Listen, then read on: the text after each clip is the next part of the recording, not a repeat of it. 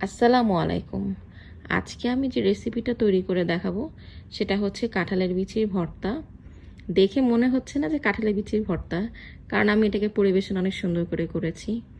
তো এখানে আমি একই রকমের ভর্তা, একটা হচ্ছে ঝাল বেশি আর একটা হচ্ছে ঝাল কম। তো চলুন আমার রেসিপিটা শুরু করা যাক। এখানে যে কাঁঠালের বিচিগুলো দেখতে পাচ্ছেন সেগুলোকে আমি পানি দিয়ে সিদ্ধ করে নিয়েছি। সিদ্ধ করার ফলে দেখতেই পাচ্ছেন কেমন একদম সফট হয়ে গেছে এটা। এখন আমি মাটির হাঁড়ির মধ্যে এগুলো সবগুলোকে ভালো করে মিশিয়ে নিব। এই ভর্তাটা আপনারা পাটাতে বানাতে পারেন অথবা এটা ব্লেন্ডারেও তৈরি করা যাবে, কিন্তু আমি আজকে এটাকে মাটির হাঁড়িতে তৈরি করছি। আমার কাছে মনে হয় মাটির হাঁড়ি দিয়ে তৈরি করলে আর পাটা দিয়ে তৈরি করলে টেস্ট অনেকটা একই রকম হয়ে থাকে। তো এখানে আমি এগুলোকে মিশানোর পরে নিয়ে নিয়েছি সাথে পেঁয়াজ। এখানে যে পেঁয়াজ আছে সেগুলোকে আমি তেলের মধ্যে হালকা ভেজে নিয়েছি, আর সাথে নিয়েছি শুকনো মরিচ স্বাদ মতো।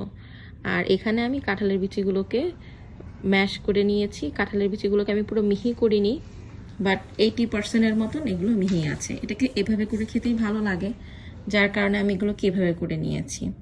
এখন আমি স্বাদ মতো লবণ দিয়ে ভালো করে মরিচটাকে আগে মিশিয়ে নিব। মরিচটা যখন দেখব ভালো মতো মিশে গেছে, একদম গুঁড়ো গুঁড়ো হয়ে গেছে, তখন এর সাথে আমি পেঁয়াজটাকেও ভালো করে মাখিয়ে নিব।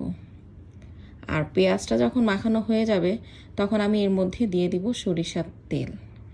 সরিষার তেলটা আমি পরিমাণ থেকে একটু বেশি দিব, কারণ যেহেতু বিচিগুলো একটু ড্রাই থাকে কাঁঠালের বিচি।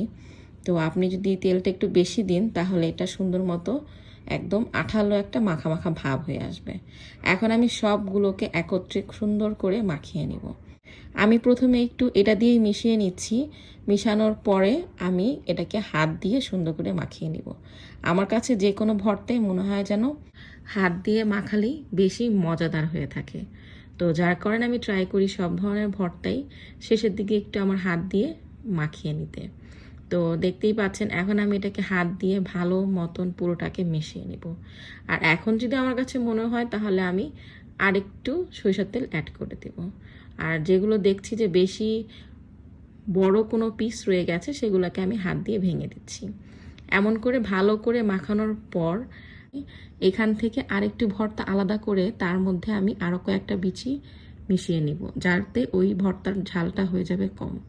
এভাবে করে আমি 2 রকমের ভর্তাই বানিয়ে নিব। তো এখন আমি এটাকে পরিবেশন করে নিয়েছি। আজকে আমি এটাকে পরিবেশন করেছি এভাবে করেই স্টার শেপ দিয়ে।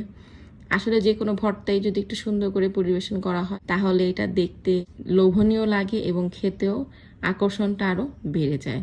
তো আজকে তো আমি এটাকে এভাবে বানিয়েছি। আপনারা আমার এই রেসিপিটা ট্রাই করে দেখবেন। যদি ভালো লাগে তাহলে আমাকে একটা থামস আপ অ্যান্ড সাবস্ক্রাইব করবেন।